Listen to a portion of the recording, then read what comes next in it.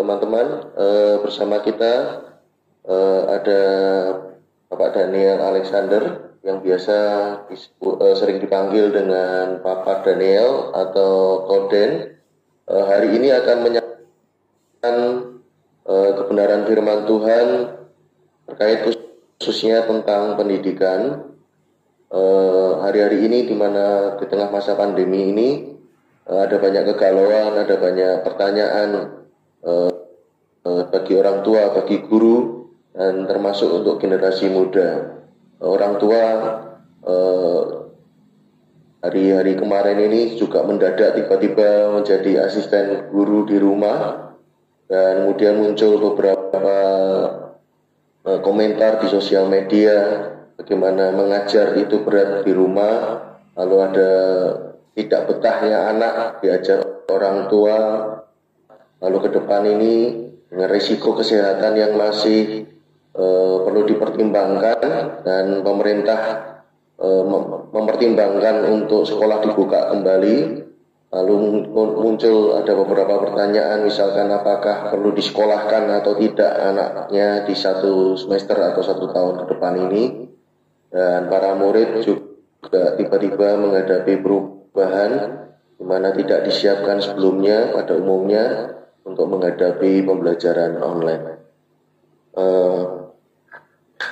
Jadi kita akan mendengarkan paparan dari Pak Daniel Alexander. Waktu dan tempat dipersilakan, Koden. Ya. Oke, selamat bertemu teman-teman. Walaupun tidak bertatap muka, tapi hati kita nyambung, pikiran kita nyambung. Terima kasih untuk Albert yang memberi kesempatan untuk saya boleh berbagi. Nah, banyak orang yang belum menyadari atau bahkan tidak menyadari bahwa satu-satunya proses hidup yang terjadi dan harus dialami oleh setiap manusia sejak masih dalam kandungan sampai nafas terakhir itu bukan bernapas, bukan bekerja, bukan makan, tapi belajar. Nah teman-teman, belajar ini adalah sebuah proses yang harus kita alami sejak kita masih jadi janin. Bagaimana janin itu belajar? Selama 9 bulan 10 hari itu janin itu belajar. Maka itu pemasmur menulis bagaimana Tuhan mengawasi setiap janin dengan teliti sampai tulang-tulangnya pun tidak terlilit. Nah itu proses belajar. Ketika kita lahir itu pun belajar bagaimana beradaptasi dengan fakta hidup. 9 bulan 10 hari dan fakta hidup berat lahiran itu beda, belajar. Itu keluar, dari rahim seorang ibu itu belajar, karena ada beberapa kelahiran yang prosesnya salah. Nah, ada sesuatu yang tidak dimengerti, maka itu jadi salah. Belajar. Pertama, hirup udara itu sudah belajar. Sampai umur 1 bulan terus belajar, tidak pernah stop. Karena pengalaman demi pengalaman hari ke hari itu selalu baru. Maka itu ketika Tuhan kita berkata lewat kita peratapan selalu baru setiap pagi. Pernahkah teman-teman kita menyadari bahwa kata selalu baru setiap pagi itu adalah bentuk sebuah pelajaran hidup ini. Nah itu sebabnya kalau kita tidak mau menerima fakta belajar, atau kita punya anggapan belajar itu hanya waktu di sekolah, itu salah besar.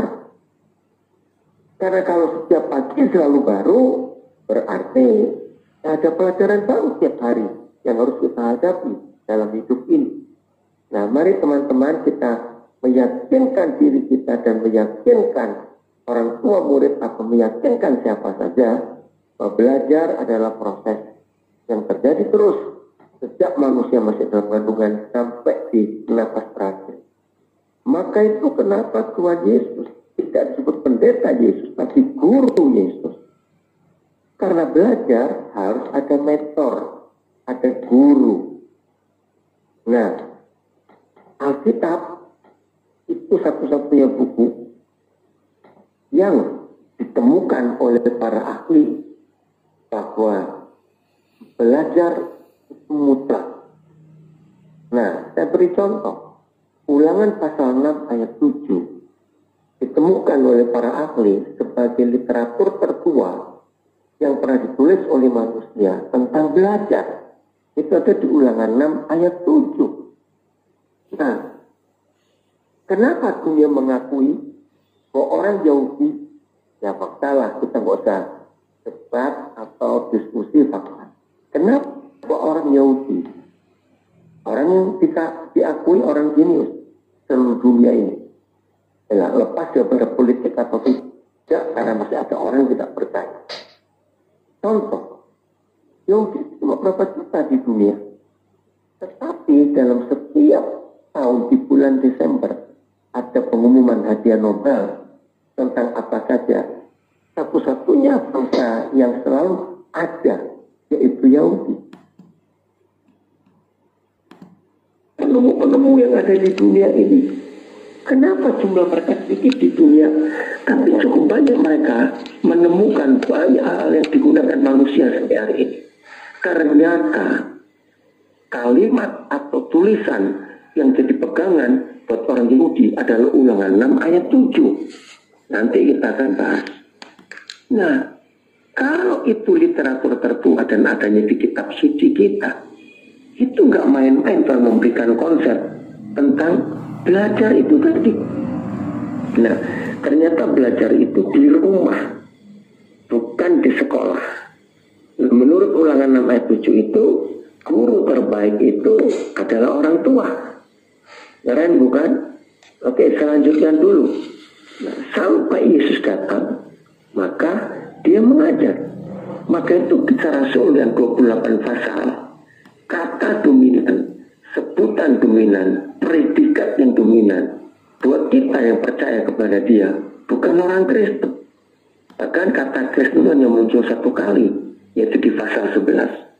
Dan kata Kristen itu nggak bagus, itu ejekan, maksud itu ledekan atau hinaan. Maka itu Kristen itu nggak disukai sebetulnya oleh Tuhan. Tapi kenapa itu menjadi mendunia? Nah, ini kalau saya katakan justru penipuan iblis berhasil atas gereja yang harusnya disebut murid. Jadi predikat dominan, kata dominan di Kisah Rasul yang 28 pasal itu ternyata murid, bukan Kristen. Nah, kalau disebut murid pasti suka belajar. Nggak mungkin ada murid yang disebut begitu dengar kata murid langsung mikirnya makan, ya nggak mungkin. Nah, kalau kita belajar ada satu hal. Nah, ini saya kembali kepada gereja dulu yang sangat salah dalam hidup gereja Tuhan. Nah, sebagai pendidik kita tidak akan mengingkari fakta dan kebenaran ini. Kalau kita belajar pasti dan selalu mempelajari hal-hal baru yang belum kita ketahui. Coba renungkan statement ini, pernyataan ini. Kalau kita menyebut diri belajar, maka kita harus belajar hal-hal yang baru yang kita belum tahu. Tapi kalau kita belajar, misalnya sudah SMA, tapi kita mau belajar lagi ke SD, kan nggak lucu. Betul tidak? Nah, maka itu dalam hidup ini selalu hal-hal baru kita pelajari. Nah, di situ kita Peratapan 3:23 menuliskan selalu baru tiap pagi. Nah, kalau selalu baru tiap pagi berarti ada hal baru yang kita harus pelajari tiap pagi. Dan itu tiap hari loh. Maka itu sekolahnya Tuhan Yesus tidak kenal hari libur. Sehingga Sabat pun masuk dan itu diprotes oleh para imam ahli Taurat dan orang Farisi. Ini membuktikan bahwa hidup yang tanpa belajar berarti dia mati, dia mandek. Ini berbahaya sekali. Nah, ada banyak lagi konsep di Alkitab tentang belajar itu. Tapi dengan apa yang kita baru bahas ini membuktikan Kalau belajar itu tiap hari, tidak ada waktu untuk istirahat dalam belajar. Dan ini keren sekali. Nah, guru yang hebat, maaf kalau masih ada yang baru pertama kali tahu sekarang, Yohanes 14 ayat 26.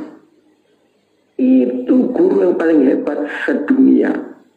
Nah, ditulis begini oleh Tuhan Yesus yang berkata, tetapi penghibur, yaitu Roh Kudus, yang akan diutus oleh Bapa dalam namaku, Dialah yang akan mengajar kamu tentang segala sesuatu, dan Dialah yang akan mengingatkan kepadamu tentang apa yang pernah kukatakan atau pernah kuajarkan kepadamu. Maka itu gereja, Roh Kudus itu tidak bisa kita abaikan. Sebab Dia satu-satunya pribadi yang pernah tertulis. Nah, kalau tertulis nanti kita akan bahas kata tertulis. Roh Kudus itu satu-satunya pribadi yang pernah ditulis atau tertulis, yang mampu mengajar tentang segala sesuatu. Teman-teman, ini kan keren. Mengajar segala sesuatu. Yohanes 14:26. Cari dosen yang paling hebat, profesor yang paling hebat. Gara-gara ayat itu sampai saya tanya kepada banyak orang, kira-kira di dunia ini yang pernah kenal profesor hebat itu kira-kira mampu menguasai berapa disiplin ilmu? Apa yang saya temukan, yang saya tahu sampai hari ini, maksimal seorang dosen mau nyebut diri profesor dan sebagainya, itu ternyata hanya mampu maksimal menguasai 6 disiplin ilmu. Itu pun sedikit, rata-rata 4. Oke, coba teman-teman temukan, kalau ada yang lebih saya mau tahu juga. Nah, Roh Kudus ini yang mampu mengajar tentang segala sesuatu. Nah, keren nggak kalau kita melihat kata mampu mengajar segala sesuatu? Nah, itu sebabnya dalam hidup kita sangat perlu bergantung kepada guru yang satu ini. Udah? 1 Korintus 2 ayat yang ke-10. Nah, coba teman-teman perhatikan mulai hari ini.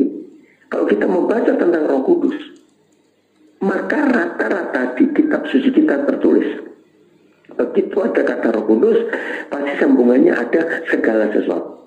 Oke. 1 Korintus 2 ayat yang ke-10. Itu luar biasa.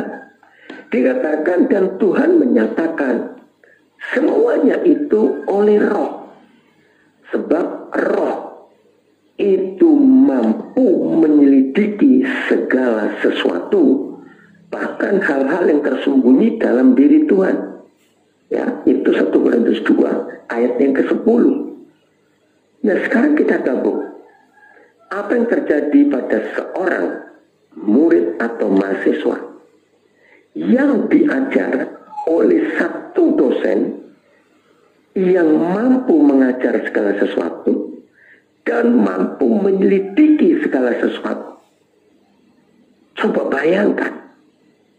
Maka mahasiswa atau murid yang diajar oleh satu dosen yang mampu mengajar segala sesuatu dan mampu menyelidiki segala sesuatu, hasilnya ini pasti akan jadi mahasiswa atau murid atau pelajar super jenius.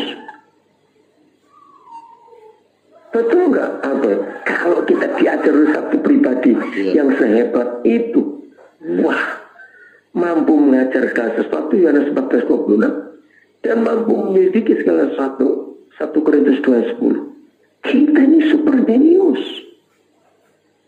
Wih, itu luar biasa. Nah, di dalam 2 ayat ini,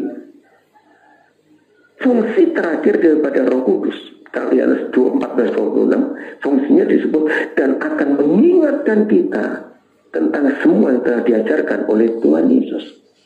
Nah, seorang pelajar harus mampu mengingat. Kalau kita belajar tapi nggak mampu mengingat, ya maaf, kita nggak bisa disebut belajar. Nah, ternyata yang mengingatkan justru pribadi yang sama, yaitu Roh Kudus.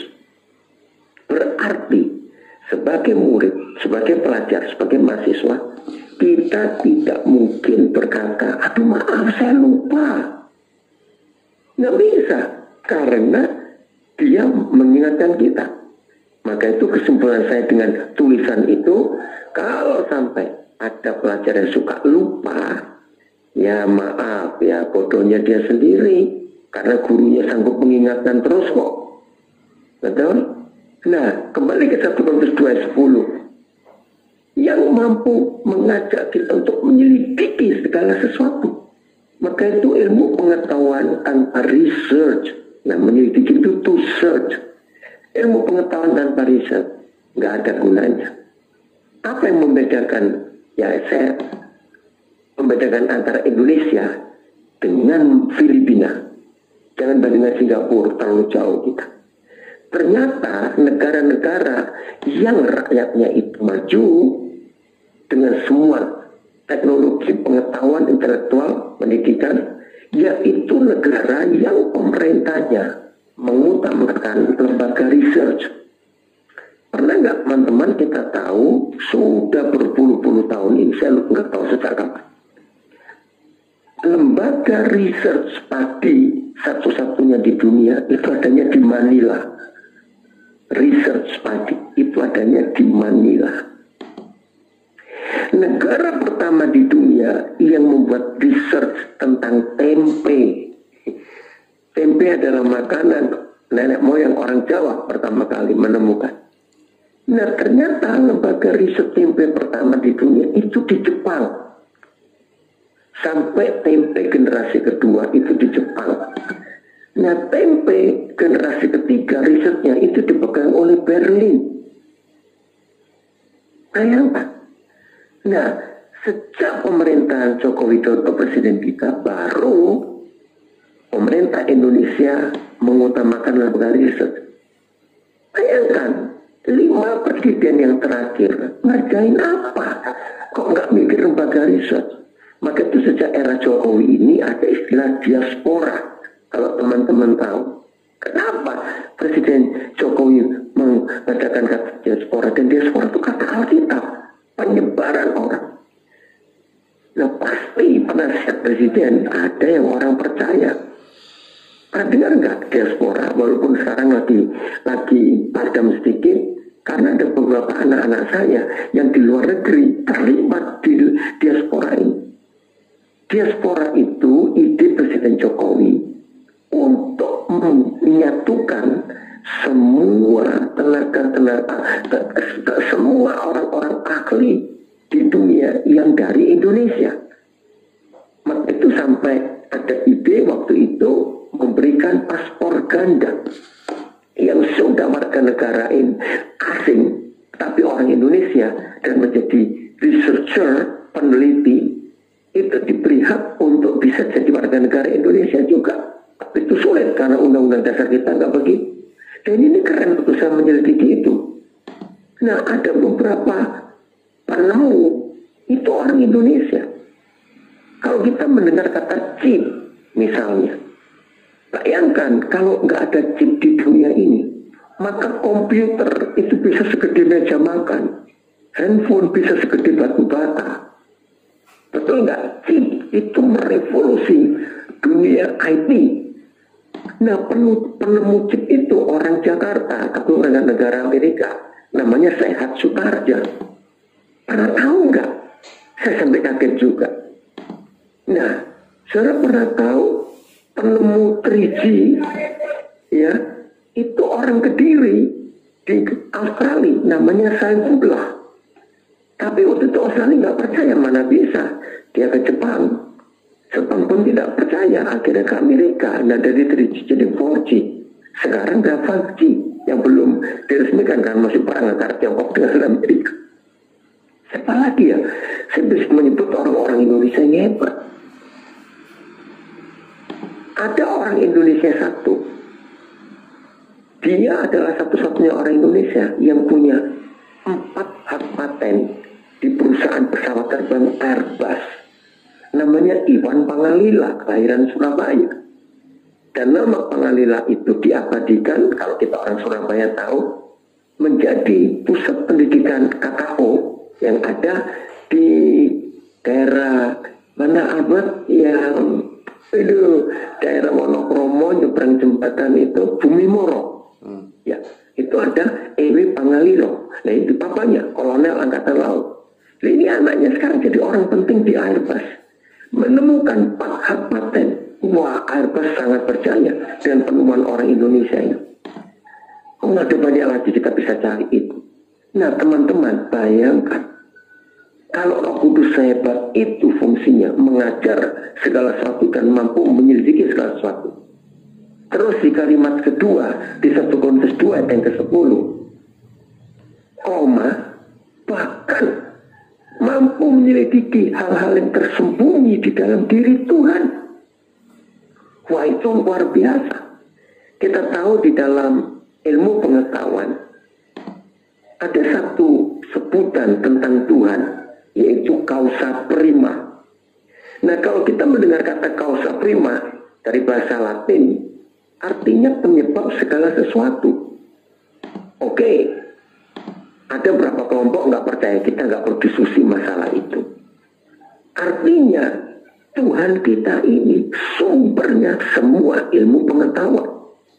Nah, di dalam 1 Korintus 2 yang ke-10, kita yang dipenuhi Roh Kudus itu mampu menyelidiki segala sesuatu, bahkan hal-hal yang tersembunyi di dalam diri Tuhan kita. Wow, kalau kita disertai, dipimpin, diatur oleh Roh Kudus, maka kita itu betul-betul jadi orang super jenius untuk apa saja. Keren nggak itu? Nah, oke, saya nyimpang dikit ya. Siapa yang pernah memikirkan bedanya Paulus dengan Petrus? Ya, dalam banyak hal pasti beda. Tapi yang saya mau yakinkan pada teman-teman, ini masih pada konsep belajar. Bagaimana Petrus yang kumpul Tuhan Yesus dari awal sampai hari kematiannya, sampai hari kenaikannya ke surga, sampai Roh Kudus dicurahkan, Petrus mengalami semua. Di antara semua murid-murid hanya Petrus mengalami semua mukjizat. Tapi kenapa dia hanya menulis 2 kitab dari 27 kitab Perjanjian Baru, yaitu 1 Petrus dan 2 Petrus. Tapi Paulus yang nggak pernah ketemu Tuhan Yesus, bahkan dia benci, bahkan dia memusuhi, bisa menulis 14 kitab dari 27 kitab Perjanjian Baru. Jadi Roma sampai Ibrani itu tulisan Paulus.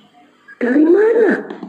Bahkan saya pernah bongkar 90% kurang lebih yang Paulus tulis sebagai kebenaran itu belum pernah diajarkan, bahkan diucapkan sekali aja oleh Tuhan Yesus, belum pernah. Itu buat saya heran. Terus dari mana saudara kita ini bisa menemukan kebenaran begitu luar biasa? Nah, jawabannya ada di Yohanes 16 ayat 13. Dikatakan, apabila Roh itu datang yang diutus Bapa dalam namaku, maka dialah yang akan menuntun kamu ke dalam seluruh kebenaran. Dalam seluruh kebenaran. Nah, kalau ada kata seluruh kebenaran, berarti ada sebagian kebenaran. Ngeri sekali. Nah, ternyata Paulus bisa begitu hebat karena Roh Kudus dia ikuti. Nah, faktanya ada di Kisah Rasul 20 ayat yang ke-22. Ditulis begini, sebagai tawanan roh. Kisah Rasul 20 ayat 22. Sebagai tawanan roh. Sekarang sebagai tawanan roh, saya kagum pada pengakuan Paulus itu. Apa kata lain tawanan? Diperbudak, dibelenggu, dikuasai, dikontrol, diatur, disetir, dikendalikan oleh Roh Kudus. Itu kesaksian Paulus di Kisah Rasul 20 ayat 22. Pantas, dia luar biasa. Di dalam dunia gereja, kitab Ibrani masih menjadi perdebatan sampai hari ini di kalangan teolog. Karena masih ada sebagian besar orang nggak percaya itu tulisan Paulus, karena di kitab Ibrani tidak dijelaskan siapa yang nulis. Tapi saya nggak ragu sedikit pun itu Paulus. Kenapa? Ada 3 alasan saya mengatakan bahwa Ibrani tulisan Paulus. 1, Yang menulis Ibrani harus orang yang kenal dan menguasai Taurat dan dikuasai oleh hukum Musa. Kalau tidak, nggak mungkin orang itu bisa menulis kitab Ibrani. Karena kitab Ibrani itu salah satu kitab nomor 2 yang tersulit setelah kitab Wahyu dalam perjanjian baru. Mengapa kitab Ibrani itu tersulit kedua setelah Wahyu? Karena pendalaman Tauratnya sangat dalam. Dan satu-satunya buku di seluruh Alkitab yang menggabungkan antara Yesus di perjanjian lama, Taurat, sebagai bayangan dan diinterpretasikan, dijabarkan, dijelaskan secara lengkap di kitab perjanjian baru, yaitu kitab Ibrani. Itu kitab Ibrani. Jadi antara keadilan Tuhan dan anugerah, itu yang jadi peperangan di dalam diri Tuhan kita. Dia itu adil, salah dihukum, tapi dia itu punya anugerah, salah diampuni. Nah, teman-teman, kalau kita setelah tahu konsep ini, mempelajari kitab Ibrani, kita akan kagum. Keadilan dan anugerah dan kasih, itu seperti minyak dengan air yang gak akan pernah ketemu sampai kapanpun juga. Tapi di dalam kitab Ibrani ditemukan keadilan dengan kasih, disebut anugerah di dalam diri Yesus Kristus Tuhan kita. Nah, siapa dari semua murid Yesus yang begitu mengenal, menguasai, dikuasai Taurat selain Paulus? Kedua, gaya bahasa. Kalau kita sudah mengenal Paulus lewat 13 suratnya, Roma sampai kitab Filemon sebelum Ibrani, maka kita kenal gaya bahasanya jelas gaya bahasa Paulus tulisannya. Nah, yang ketiga, siapa di antara murid-murid yang begitu mengerti bahasa Ibrani selain Paulus? Nah, itu penemuan saya. Jadi dilengkapi, dipimpin oleh Roh Kudus, maka itu Paulus dikuasai, ditawan, dibelenggu oleh Roh Kudus, maka itu dia bisa menulis rahasia firman yang belum pernah Tuhan Yesus ajar. Jadi teman-teman, di samping secara kuliah atau sekolah ya untuk menjadi seorang pendidik, jangan lupa andalkan Roh Kudus mulai hari ini, karena begitu hebatnya. Nah, ayat ketiga yang tertulis di perjanjian baru tentang Roh Kudus itu ada di 1 Yohanes 2 ayat 27. Nah, maaf ini, kepada gereja-gereja Pentakosta dan Karismatik harus bertobat dengan kata pengurapan.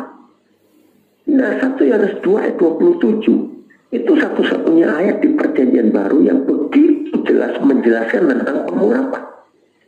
Nah, coba nanti teman-teman baca. Di dalam satu ayat itu ada 4 kali kata mengajar atau belajar. 4 kali ditulis. Berarti pengurapan itu bukan hanya merinding-merinding, hanya jatuh, maaf ya, yang bukan karismatik agak sulit. Tapi pengurapan itu bicara pengajaran. Dan di ayat 27 1 Yohanes 2 kembali ditemukan. Dan apabila pengurapan itu tetap ada padamu, maka pengurapan itu akan mengajarkan kamu tentang segala sesuatu. Albert, ini menarik 3 ayat ini. Saya ulangi, Yohanes 14:26, 1 Korintus 10, dan 1 Yohanes 2 ayat 27 menyebut pribadi yang sama, yaitu pribadi Roh Kudus, dan tugasnya sama, mengajar, menyelidiki tentang segala sesuatu. Coba bayangkan, ini luar biasa. Maka itu teman-teman, bagi yang belum kenal saya cuma cerita. Cari di YouTube, ada begitu banyak yang disimpan di YouTube tentang khotbah-khotbah atau pengajaran-pengajaran saya. Di Facebook, cari di page Daniel Alexander, pendidik, pembidik. Ya, maka itu saya senang menyebut diri saya bukan pendeta, bukan hamba Tuhan, tapi pendidik dan pembidik. Nanti kalau sempat ya uraikan, kalau saya lupa tolong Albert ingatkan. ya tentang pendidik. Kenapa saya menyebut diri pendidik dan pembidik? Dan rupanya di dunia, kalau saya nggak salah ya maaf, kalau saya keliling ditanya orang di negara mana saja, educator and archer, ya, jangan bilang sniper lain, ya. Ternyata baru saya menemukan rahasia ini. Oke, saya lanjutkan dulu. Kita bicara sains, ilmu pengetahuan. Disebut ilmu pengetahuan itu basisnya, ya, itu adalah jurnal. Ya, saya masih ingat tahun 2013 pertama kali dunia pendidikan Indonesia tergoncang besar. Kenapa tergoncang besar? Kalau para pendidik, teman-teman masih ingat 2013 yang lalu. Wih, itu ngeri sekali. Pertama kali terbongkar di UI, di ITS, di ITB, di IPB, ternyata ketemu, maaf, S3 aspal. Ngeri nggak itu? Yeah. Nah, waktu itu saya sudah meluluskan 6 doktor. Waduh, saya kaget waktu itu. Saya telepon di anak saya yang sudah doktor itu. Jangan ada di antara kalian. Jadi begini, tahun 2013 itu pertama kali Indonesia dipaksa untuk bergabung dengan dunia internasional. Artinya, jurnal, ya. Jadi sejak 2013 itu S1, S2, S3 di Indonesia, jadi tesis, skripsi, tesis dan disertasi tidak boleh hanya diakui oleh perguruan tinggi setempat, tapi harus didaftarkan ke jurnal internasional. Apakah skripsi, tesis, disertasi orang ini sudah pernah dibuat enggak? Maka itu jurnal itu penting buat seorang saintis, ahli, ya, intelektual. Ternyata ketika ini dibongkar, walaupun sedikit, ya, kita bersyukurlah sedikit, dokter-dokter di Indonesia ini palsu, plagiat. Ternyata disertasi mereka sudah pernah dibuat sebelumnya. Lah, saya itu nggak ngerti soal itu. Maka itu sejak tahun 2013 itu tidak boleh perguruan tinggi meluluskan calon S1, S2, S3 sebelum dicek skripsinya, tesisnya, disertasinya dengan jurnal internasional. Oke, ya. Nah, maka itu jurnal ini penting. Nah, jurnal itu ketentuannya cuma satu, tulisan tertua. Ya, jurnal cuma satu tulisannya. Literatur tertua yang pernah ditemukan oleh manusia. Nah, saya beri contoh. Kalau saudara cari di jurnal, ya, saya sampai sekarang sih belum tahu, cuma saya minta anak-anak saya yang ada di banyak negara. Siapa literatur tertua yang pernah ditemukan oleh manusia bahwa dunia ini bulat? Saudara akan kaget. Di jurnal akan muncul nama Ayub. Aneh. Jadi sampai hari ini kitab Ayub adalah literatur tertua yang pernah ditemukan oleh manusia. Nah, suatu hari misalnya di antara kita ada seorang arkeolog, ya, di antara kita menemukan ketika kita membongkar situs-situs tertentu, misalnya, ya, tiba-tiba di situ ditemukan tulisan entah di abad keberapa, pokoknya jauh sebelum Ayub. Maka posisi Ayub di jurnal akan turun. Maka masuklah orang ini. Saya harap teman-teman mengerti. Nah, di dalam ilmu pengetahuan para saintis itu ada sebuah istilah yang lucu yang saya temukan juga kaget. Mereka berkata, kalau kita menemukan sebuah tulisan, ya, maka kita tidak perlu mendebat ini tulisan agama apa, ini tulisan siapa. Nah, di dalam ilmu pengetahuan itu peraturan dipegang. Sehingga mereka ada yang punya guyonan begini. Jadi suatu hari kita menemukan sebuah tulisan, ternyata yang nulis itu setan. Lucu ini. Maka kita pun tidak boleh mendebat bahwa ini tetap tulisan yang harus kita akui sebagai ilmu pengetahuan. Wow. Waktu saya menemukan itu saya kaget. Begitu dahsyatnya kuasa tulisan ini. Nah, sekarang teman-teman masih ingat nggak 1 Timotius 3 ayat 16. Itu luar biasa. Saya dahulu aja kalimat pertama aja ya. Segala tulisan yang diilhamkan oleh Tuhan itu berguna untuk ini. Ada 4 hal. Oke? Itu 1 Timotius 3 ayat 16. Segala tulisan yang diilhamkan oleh Tuhan. Oke, saya nyimpang dikit. Teman-teman pernah menyadari enggak? Kenapa sih negara-negara ini bisa eksis sampai hari ini? Ya kita dengan bandingkan Indonesia atau Singapura atau Malaysia masih baru kok. Jepang yang sudah ribuan tahun, negara-negara Eropa yang sudah ada ribuan tahun, nama-nama itu Prancis, Belanda, Belgia sudah lama ribuan tahun. Amerika yang 200 tahun lebih. Pernah nggak teman-teman menyadari kenapa ada negara-negara yang tetap eksis sampai hari ini? Jawabannya sederhana, bukan karena ada pemerintah, salah. Karena diikat oleh institusi, undang-undang dasar. Maka itu setiap negara di dunia itu pasti punya undang-undang, punya institusi. Betul tidak? Nah, apa bentuknya undang-undang itu? Jawabannya tulisan. Nah, ini yang kita harus tahu. Tulisan itu penting. Aduh, kelemahan saya menulis. Ini kelemahan saya. Aduh, waktu itu suka merekam aja. Terima kasih kalau aku ini merekamnya. Karena saya nggak sempat merekam tadi itu. Nah, teman-teman perhatikan segala tulisan. Jadi dunia ini ada tulisan. Oke. Saya pernah didebat oleh orang-orang agnostis ya, skeptik, orang ateis. Tuhan berikan saya hikmat. Nah, begini. Karena mereka berkata, apa betul saudara mempercayai bahwa itu tulisan? Betul? Saudara pernah ketemu Paulus? Saudara pernah ketemu Musa? Ya. Oke, maaf, saya tidak perlu mendebat. Tapi begini, ya supaya kita tahu.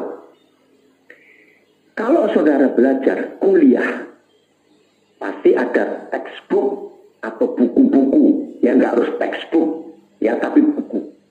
Betul? Nah, kalau saudara bisa lulus sampai hari ini, S1, S2, S3, itu yang meluluskan bukan dosen, profesor, guru saudara.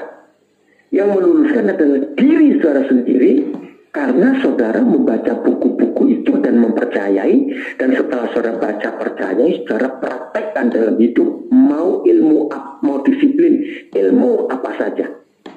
Ya, renungkan kalimatnya. Jadi yang meluluskan itu buku yang saudara baca, saudara pelajari, saudara aplikasikan, lalu diuji oleh para penguji.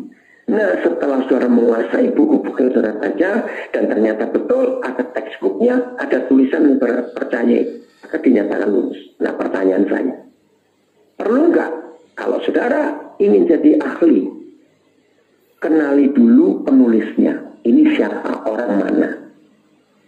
Nah, kira-kira kalau aku jawab, perlu nggak kita kenal dulu siapa penulisnya buku-buku itu? Yang sudah mati bagaimana? Nggak perlu. Yang penting ada bukunya ya kita baca, kita pelajari.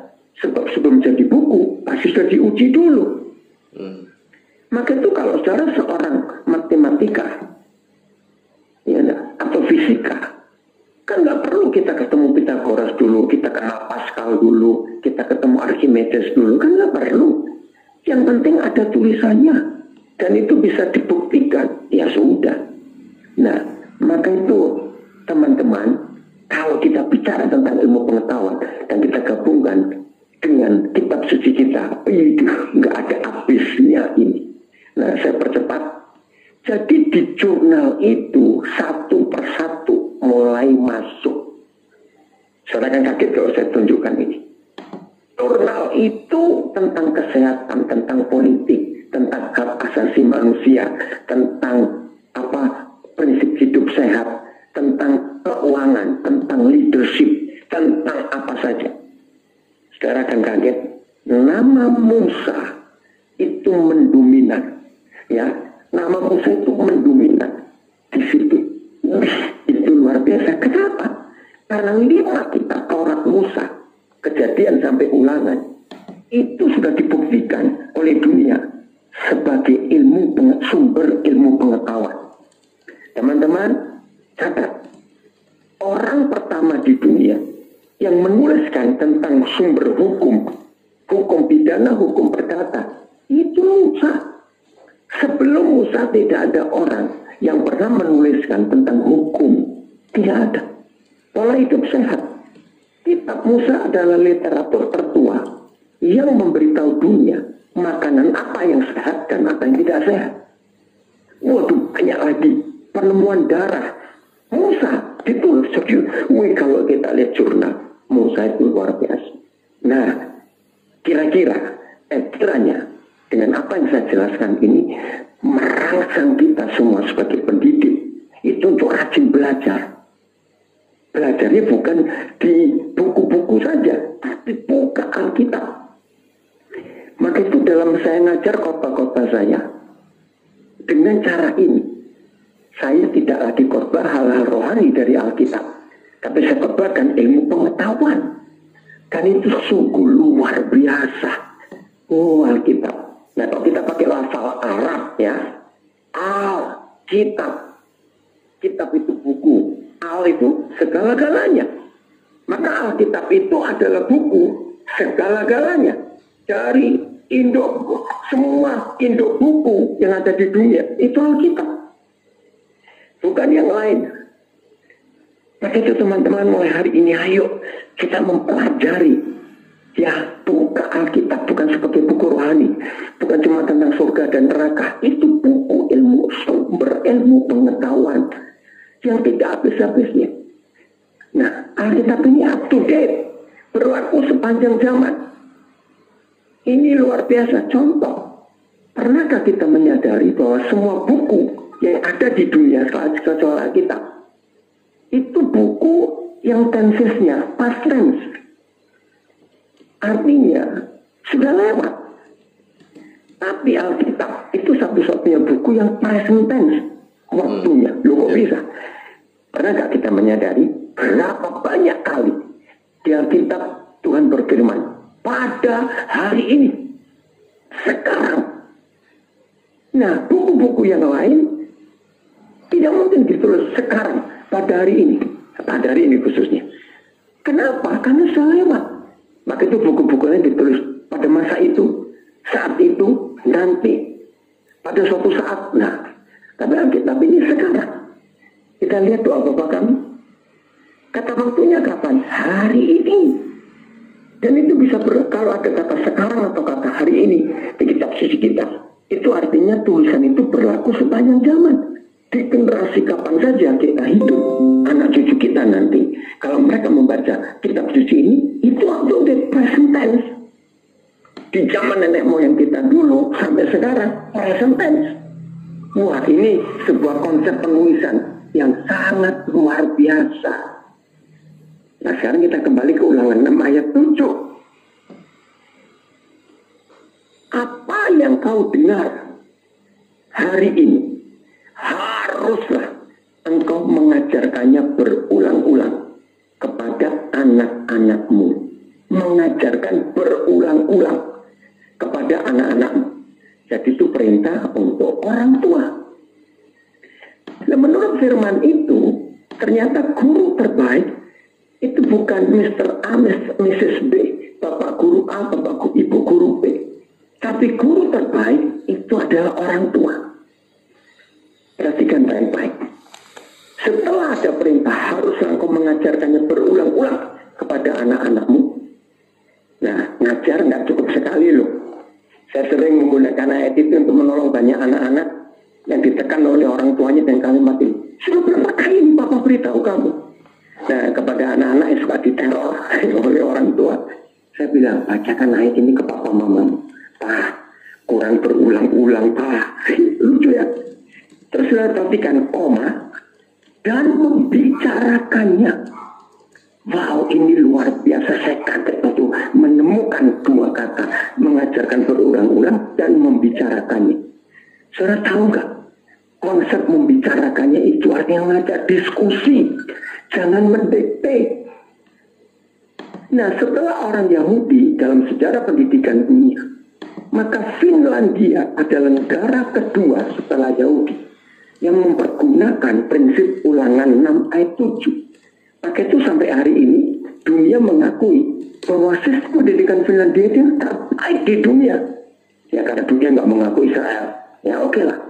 Nah, maka itu dalam dunia pendidikan, sistem pendidikan Finlandia itu tidak seperti sistem Yunani, di mana guru berdiri di depan, murid duduk menghadap guru.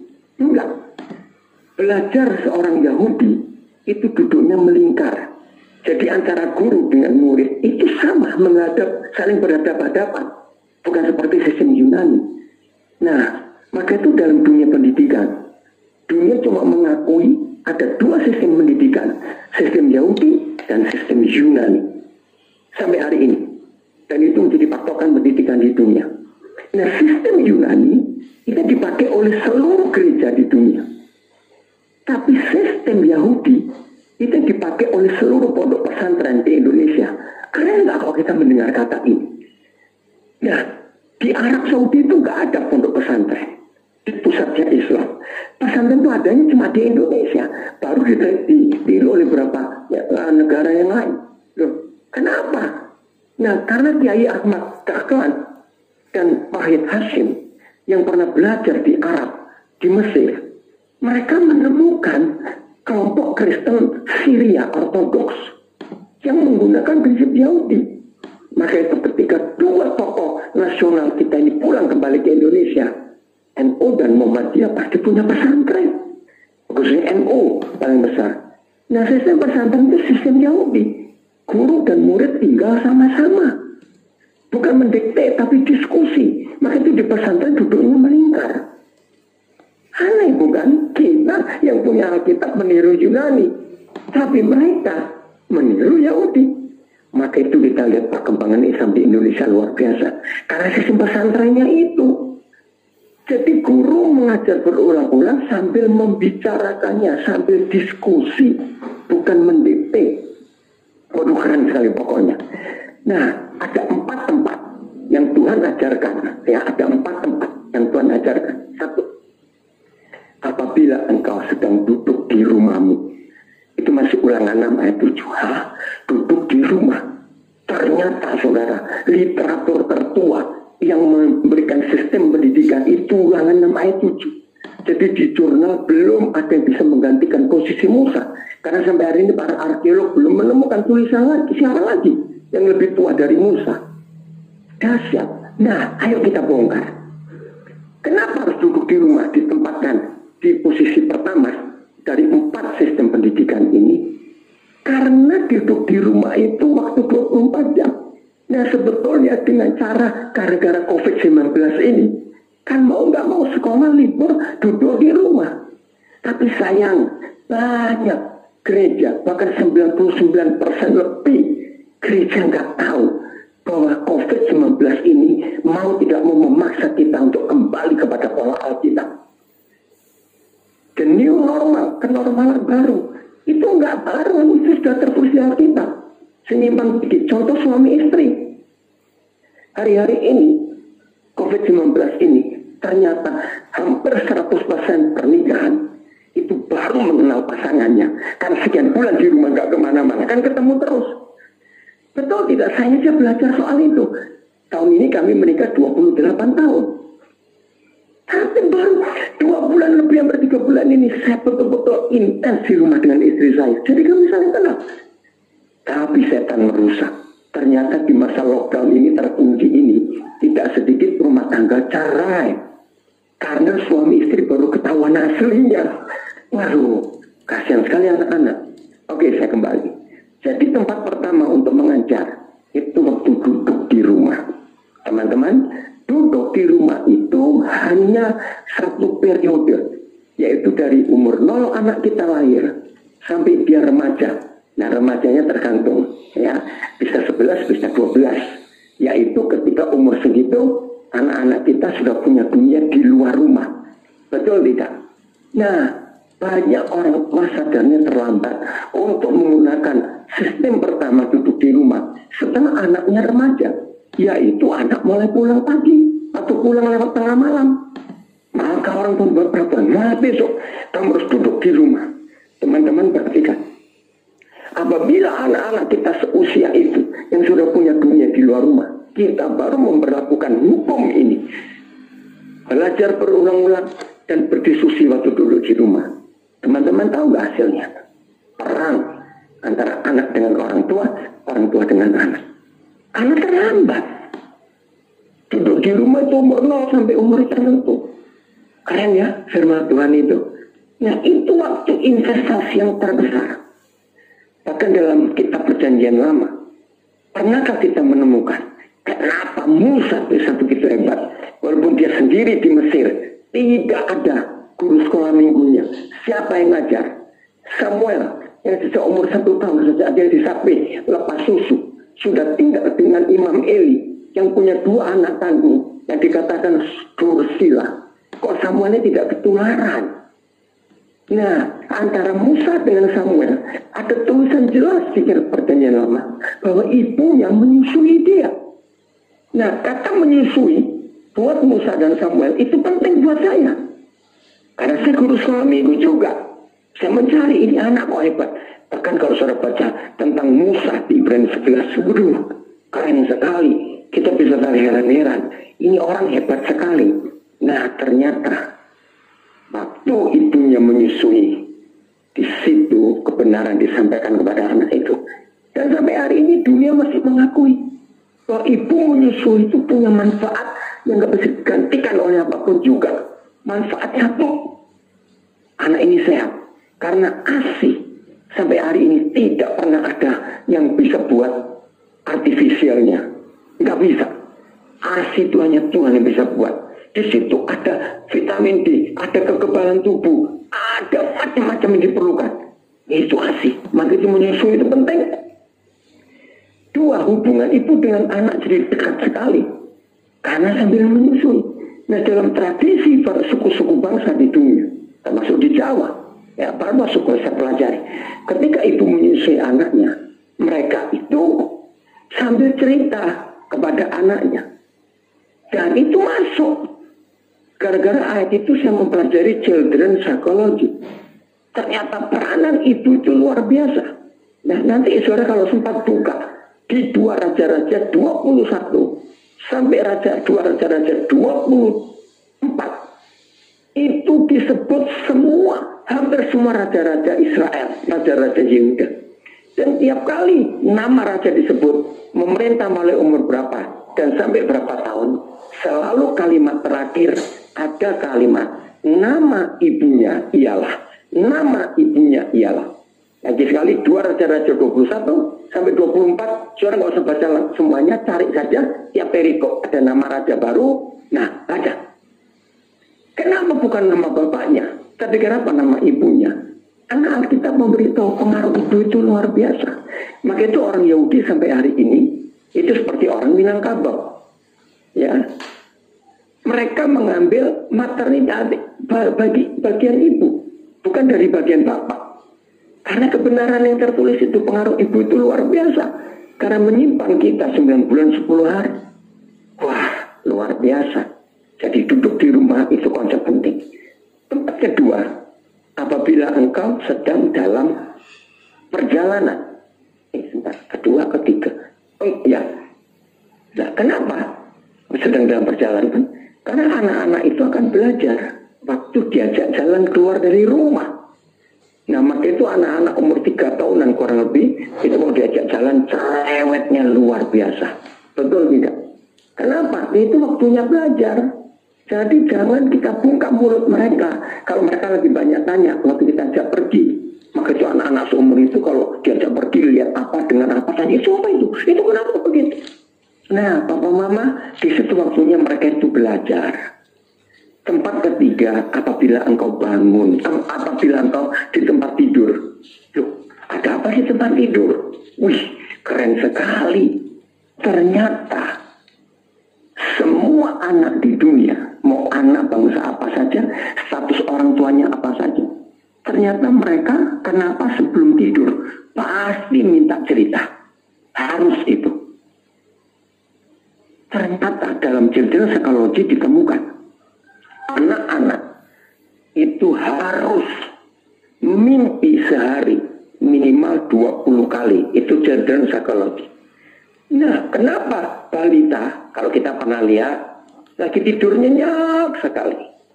Tiba-tiba dia bisa tertawa, senyum dong, nggak lama nangis. Nah, ilmu jiwa anak-anak menerangkan bahwa mereka sedang mimpi. Oh, luar biasa. Nah, di dalam mimpinya balita dan anak-anak, maka anak-anak itu dipersiapkan menjadi seorang yang punya imajinasi kuat.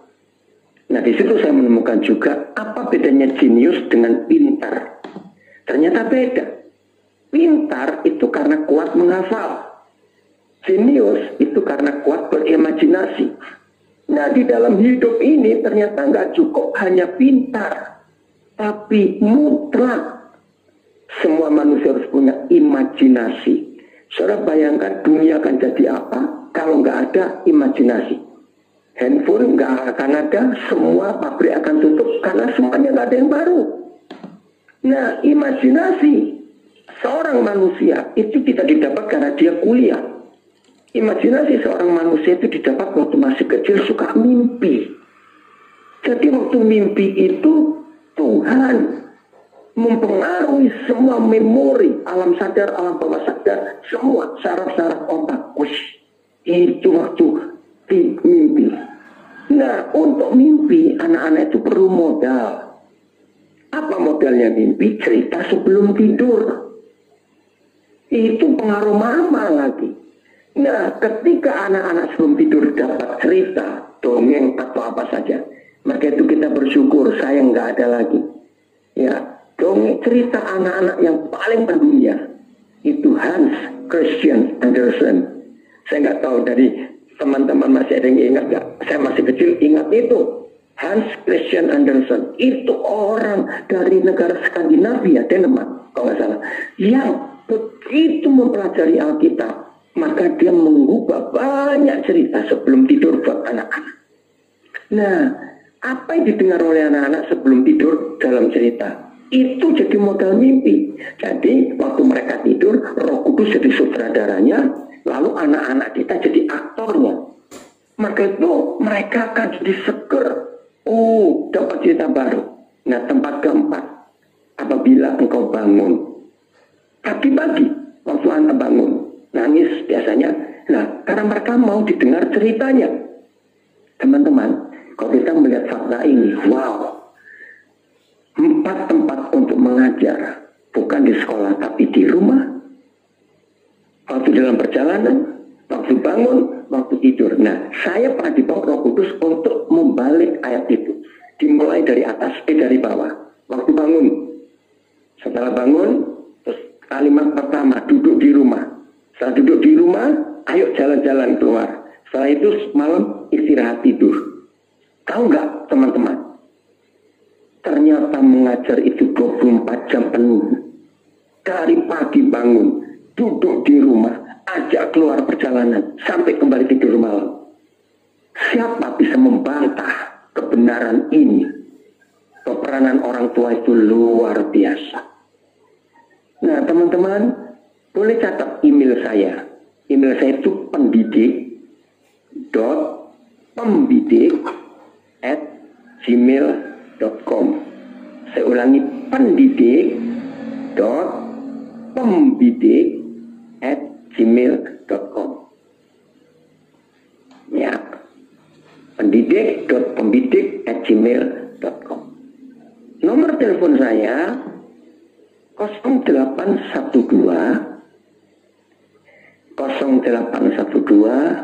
23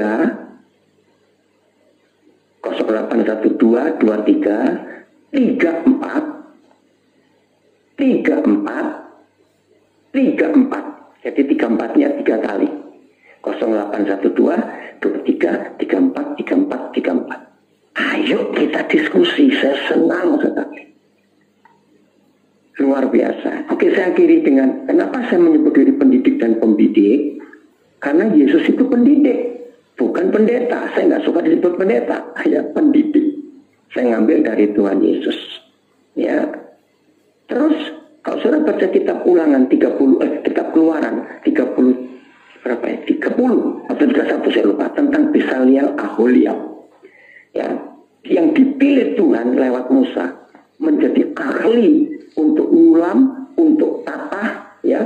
Jadi maka itu sampai hari ini kenapa orang terbagus, bangsa terbagus di dunia yang menata berlian itu pasti orang Yahudi. Karena itu ulangan Keluaran 30 itu 30 31 dicari tentang Besaleel, Aholiab 31. Diurapi, diberikan keahlian untuk menata batu-batu permata. Sampai hari ini orang Yahudi punya keahlian. Nah, saya mau jadi pendidik untuk mendidik generasi ini supaya jadi orang-orang ahli di bidangnya masing-masing.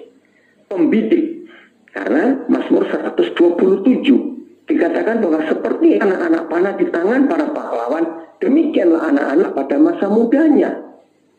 Jadi anak-anak itu adalah panah, saudara.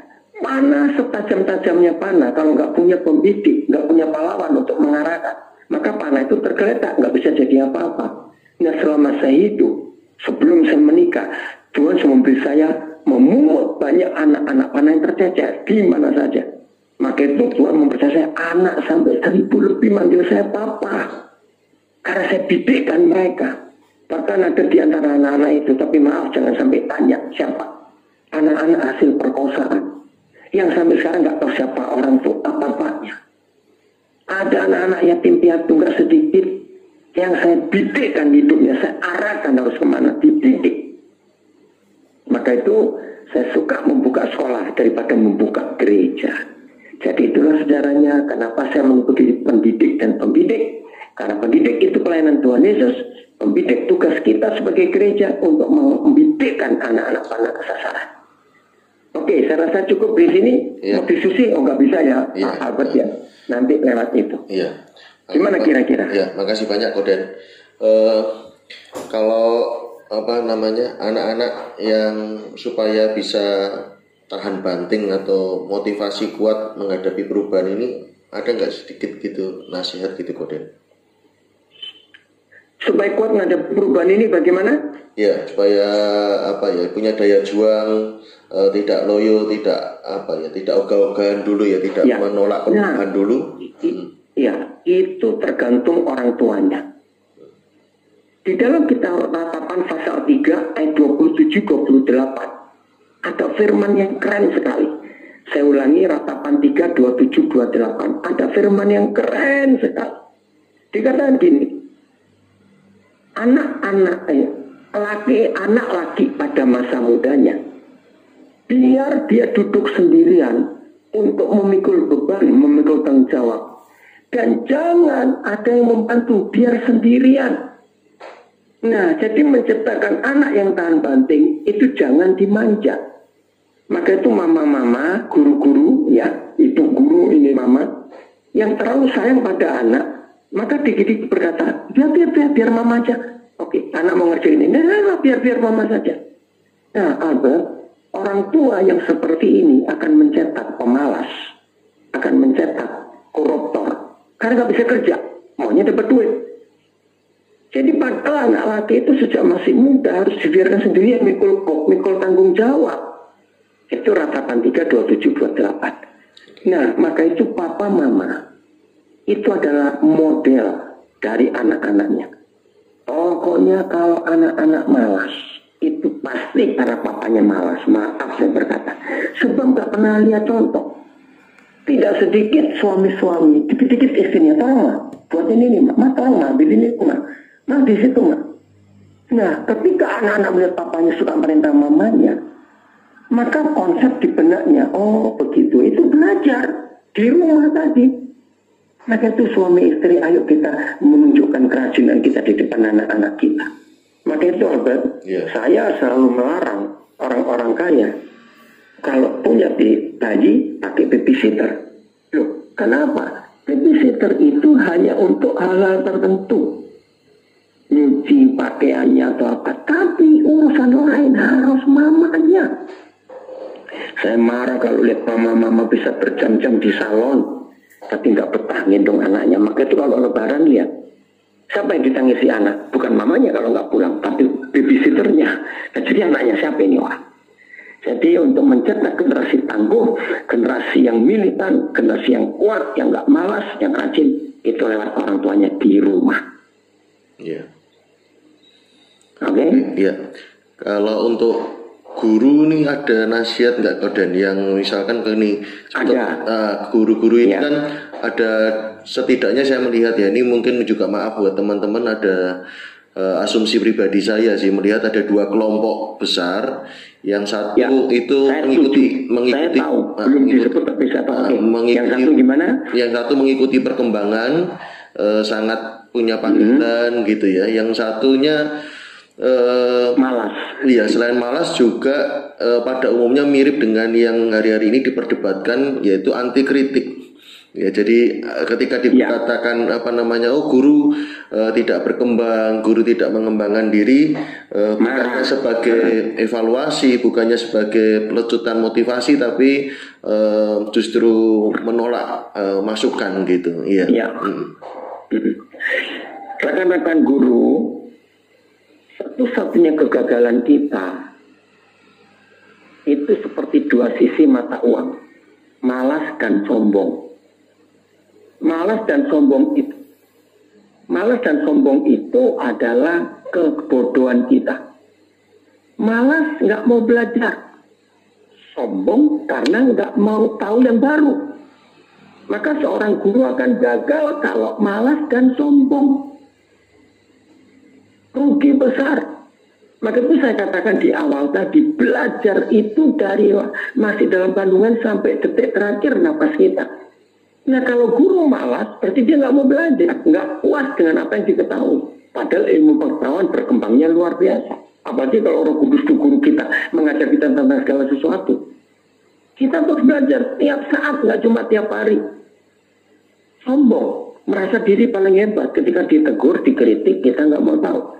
Saya pakai istilah orang Jawa. Orang Jawa itu punya falsafah bagus.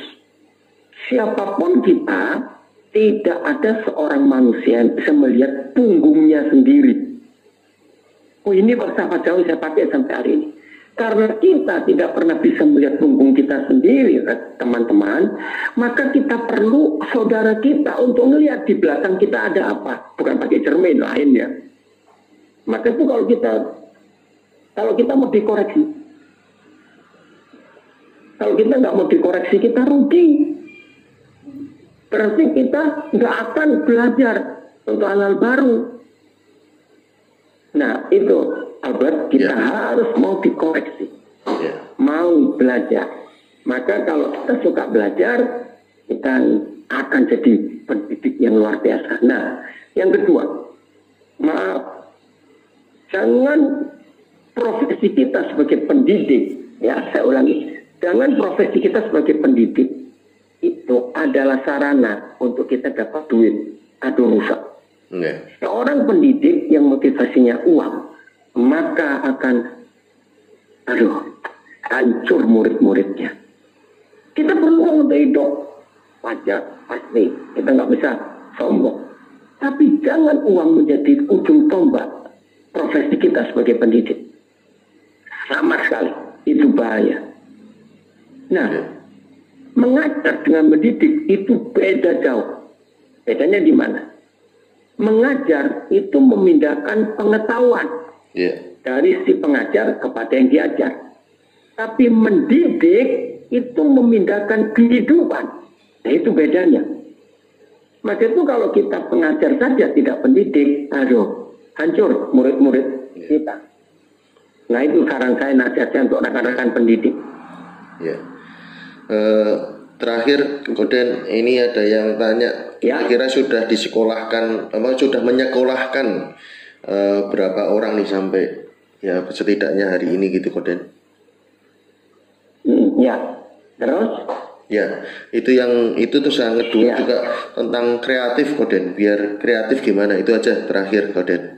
Jadi yang tadi maksudnya kreatif menyekolahkan gimana? Kurang jelas. Jadi yang pertama, Koden sampai hari ini sudah menyekolahkan berapa anak Koden? Oh iya, terus yang kedua? Yang kedua, supaya jadi orang yang kreatif ini ada saran atau nasihat dari firman Tuhan gimana? Koden? Ada. Oke, ya. Teman-teman bersyukur kepada Tuhan. Ujung tombak pelayanan saya bukan khotbah, bukan gereja. Tapi ujung tombak pelayanan saya, kemanapun saya pergi, kalau saya menemukan anak panah, yang kelihatan hebat bisa masa depan, pasti saya kuliahkan mereka. Sejak tahun 81, saya itu sudah nyekolahkan orang, mengkuliahkan orang tahun 81. Sampai wisuda yang terakhir bulan Februari lalu, kira-kira saya sudah meluluskan sarjana S1 itu 490 sekian orang. Saya nggak hitung jelas, tapi kira-kira. Nah, saya sudah meluluskan S2, itu 58 orang. Dan hebatnya bukan teologi, semuanya sekuler. Saya sudah meluluskan 6 orang S3 doktor. Dan saya akan terus berjuang. Kemanapun saya pergi menemukan anak-anak. Dan yang saya sekolahkan nggak cuma yang Kristen. Anak supir taksi, tukang parkir, cleaner di toilet-toilet umum kalau saya ketemu. Pelayan-pelayan restoran, pelayan hotel. Selalu saya berkata kepada mereka kalau Roh Kudus gerakkan. Misalnya yang di toilet ya. Mas, masa sih sampai tua akan jagain orang kencing terus? Wih, pasti tersentak kalimat itu. Nah, di situ saya bimbing. Terus, tukang parkir, saya bilang, masa kamu praktik sampai tua nanti? Hai, pelanggan, ayo mundur, maju. Aduh, dan mereka tergugah dengan kalimat itu. Saya sudah meluluskan 14 dokter umum dan 2 spesialis. Tapi sejak tahun 2000 berapa itu ya? 17 saya nggak sanggup lagi kan sekolah kedokteran, mahalnya minta ampun. Tapi saya meluluskan seorang ahli bedah di UNER. Begitu dia dilantik, saya datang itu pertama kali saya menghadiri pelantikan dokter spesialis. Saya tanya kepada dia, ini papa ini biaya kamu sampai lulus ini berapa? Itu tahun 2000 berapa itu 2011 atau lebih? Kira-kira 600 juta Pak. Saya nggak sadar. Karena saya nyicil. Itu karena saya nggak punya uang cash. Saya meluluskan seorang pilot yang ada di Amerika sekarang. Itu dari suku Dayak Lundanya. Nah, untuk bisa membuat kreatif, ya diri kita memberi contoh. Dalam Kejadian 11 ayat yang ke-6, ada firman yang dahsyat. Mulai dari sekarang, Kejadian 11 ayat 6 Albert, itu kreativitas yang luar biasa. Mulai dari sekarang, apa saja yang direncanakan manusia, tidak ada yang tidak dapat terlaksana. Jadi dijamin ide kita, merencana, itu kreativitas kita. Saya pertama dapat ayat itu bulan Mei tahun 83, saya kaget. Saya berkata, Papa seharusnya kecuali siapa? Maling, perampok, pemerkosa, ekstasi. Itu kan sebelum mereka buat kejahatan, itu kan merencana dulu. Bayangkan teman-teman, surga itu menjamin punya ide rencana apa saja, dijamin pasti terlaksana. Lagi sekali Kejadian 11 ayat yang ke-6. Itu ayat keren sekali. Maka itu kalau kita lihat firman itu, di dunia ini nggak ada orang bodoh, nggak ada orang miskin seharusnya. Yang ada itu orang malas. Buat rencana saja. Maaf ya, segoblok-gobloknya maling goblok. Kalau mau maling, nggak mungkin nggak merencana dulu. Betul nggak? Betul. Masa lihat maling, ya di rumah kosong, langsung masuk. Ya goblok dong, merencana dulu. Nah, jadi merencana itu namanya kreatif. Saudara, kenapa satu-satunya makhluk hidup yang disebut kreatif itu cuma manusia? Ingat loh, binatang itu nggak kreatif, mereka pintar. Manusia itu kreatif. Loh kenapa? Karena kita dilahirkan dari sang kreator. Dari kata kreator muncullah kata kreatif. Dari kata kreatif muncullah kreativitas. Jadi semua kita harus kreatif, harus dipendidik. Kalau nggak kreatif ya bosan yang diajak. Kita juga jadi bosan melihat anak-anak yang kita ajak kok loyo, kok males begitu. Ya, ini yang kita perlu. Ya. Makasih banyak. Lain saya kok bisa diskusi. Ya. Ya, makasih banyak Koden untuk nanti mungkin kalau ada sama-sama sukses teman-teman sebagai pendidik dan pembidik. Iya, menginspirasi sekali. Ya, aku ini direkam semua ya. Iya, iya. Nah, oke. Karena Koden nggak sempat rekam tadi ini. Iya. Ya dah. Okay. Sampai ketemu lagi. Ya, makasih banyak Koden, Tuhan berkati. Terima kasih teman-teman sudah mengikuti perbincangan kami, sudah sampai selesai mendengarkan pemaparan dari Bapak Daniel Alexander, dan kiranya kebenaran firman Tuhan yang disampaikan sungguh menginspirasi dan memberkati kita semua. Jangan lupa untuk subscribe channel ini supaya saya terus bisa menjadi berkat bagi sesama lebih luas, lebih efektif, dan lebih baik lagi. Dan mohon maaf apabila ada suara-suara background daripada suara Pak Daniel, karena perbincangan ini dilakukan subuh, tersambung melalui telepon. Beliau masih ada di Nabire, di tempat tinggal beliau di Papua.